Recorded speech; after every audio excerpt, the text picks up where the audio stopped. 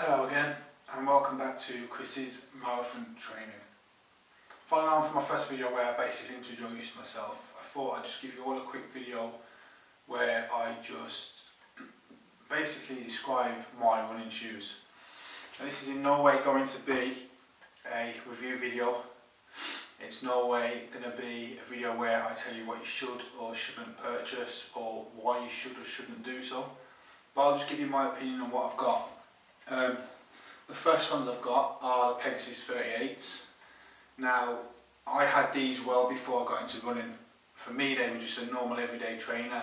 There was something that I liked the colour of, I liked the feel of, and it wasn't until I started watching more and more videos on YouTube or Googling running shoes that I did actually find out that they were a running trainer, believe it or not. That they were used by many runners out there and they were recommended by many runners. So already in my arsenal, I decided why not put them into rotation and use them as my running shoes rather than going out and purchasing a new pair of shoes. The Pegasus 38s, I can't complain about them. They're soft on the foot. I used these initially for all of my running from when I first started, and I was then going to use them throughout the whole training block up until short miles to longer miles. But I realised very quickly that I needed a second pair because the more and more miles I put in, the more and more they are going to wear out. And I didn't want to take the risk, as I've heard many YouTube creators saying, purchasing a new pair of trainers towards the end of your training plan as you're leading into a race situation or an event situation, however you look at it. Because one, they might take time to break in, and two, you're opening yourself up to the possibility of getting foot cramps, getting blisters, the shoe not fitting quite right as you're actually running in it. So I went out and I bought myself a pair of the Adidas Boston 10s. I don't know a lot about running shoes, but I'd read a few things about the Boston series. I do realise that yes, they are 2 generations behind now. I believe we're on the Boston 11 or 12s. So I do realise that I haven't bought an older generation, but for me, I don't need the latest shoe. I don't need the fanciest carbon footed sole plate. I don't need the maximum stack height with bells and whistles of foam underneath foot.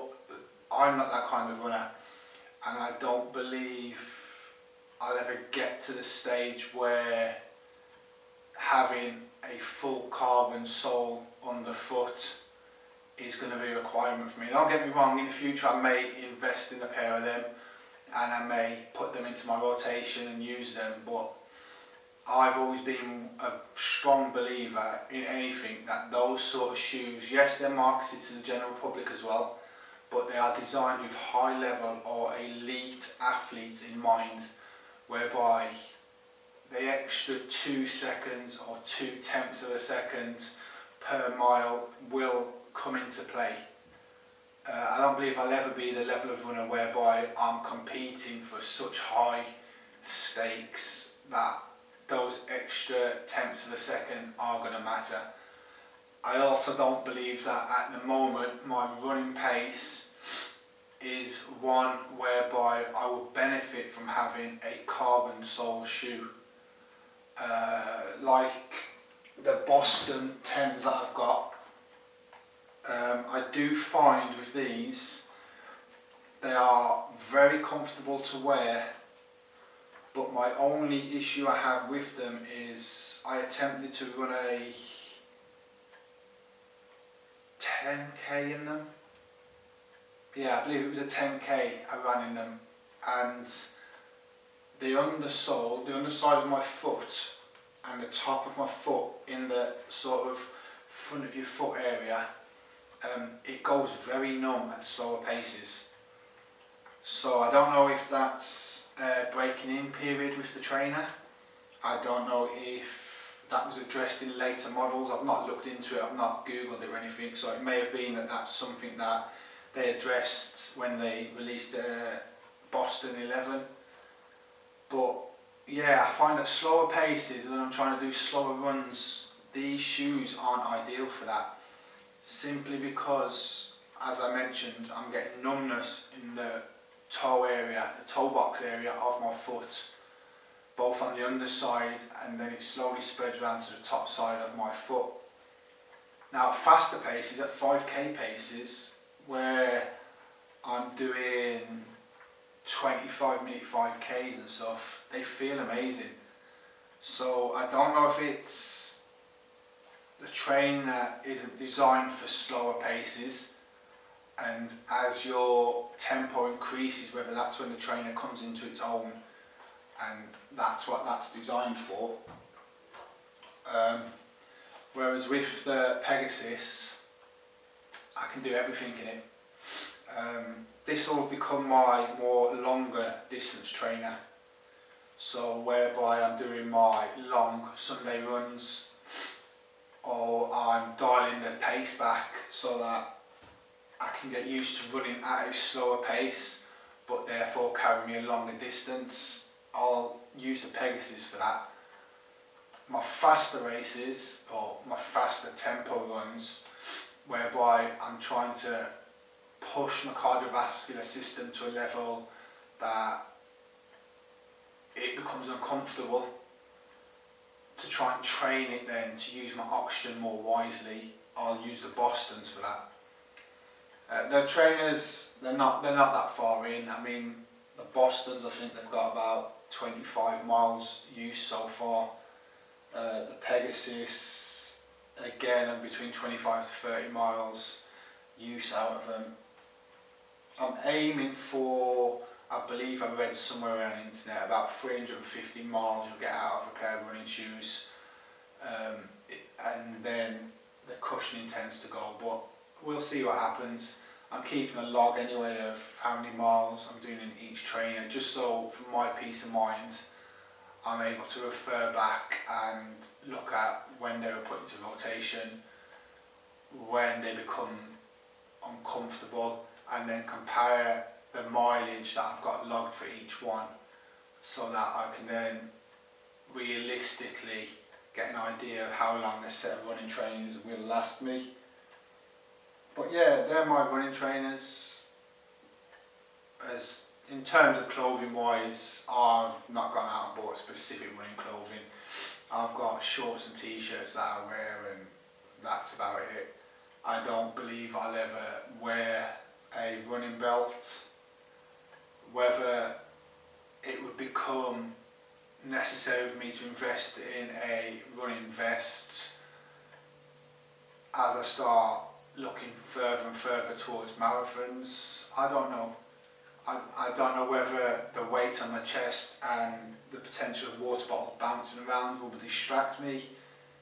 It's something that I may look into in the future. I may invest in a vest and just trial it on longer runs to see how I get on, but I think that'll all come down to my fluid fueling strategy, whether I believe that I need to carry my own water with me, or if I get myself to a stage whereby when I do enter an event I can utilise the refueling stations that they provide, and whether that will be enough liquid fuel that I will need throughout the race.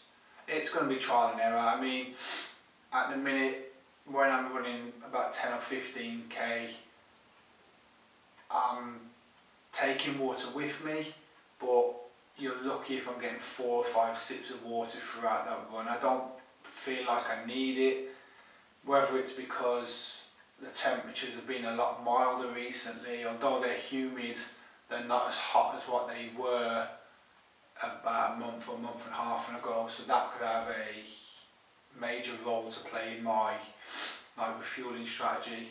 But I have started testing gels out. I can't remember what brand they are. I just bought a cheap brand of gels, and I'm going to see how that gets on. even if my run is only 50 minutes long, when I'm then in the cool down stages, I am taking a gel. And it's not because I need the gel, it's not because I feel like it's going to do me any benefit after I finish my run and I'm cooling down to be taking a gel. It's more to get my stomach used to having that level of sugar content and liquid content put into it, and to develop a strategy as how my body deals with it. Because I don't want to come to the stage whereby I hit my body with it for the first time when I really need it, and my body has a strong adverse reaction to that particular gel, whereby it could then hamper my runs. It could mean that I have to detour to use restroom facility whilst I'm out on a run, or more importantly whilst I'm during an event. So yeah, that's it for today. Thank you for those that have watched again. If you have seen anything that I've said today in regards to the two trainers that I've got, and you from personal experience have got any advice or any tips, especially with the Boston 10s, if you've got any advice about the numbness in the toe box area, if it happened to you, if you know how to prevent that. I mean, I am using standard lacing system on the Pegasus 38s, and I have gone with what I believe is called a racer's lockdown or loop system, lace system on the Boston 10s. And that's simply just to try out both methods of lacing, to put it simply. I've heard so much about the lockdown lace system, so I thought I'd give that a go on the Bostons, because obviously they're being used for quicker runs. The normal lacing system, it's not caused me any problems. I've not had any blistering or anything from the Pegasus, so I've not felt the need to go to the lockdown system on that yet. But if I do feel like I need to change at any point, then I'll alternate, I'll mix it up, and I'll just see which one best suits me. But again, thank you very much for your time and watching this video. I hope you have enjoyed it, and if you have any questions or any tips, that's what I'm really looking for, is tips throughout this journey. And please drop me a message, and I look forward to speaking to you all next time.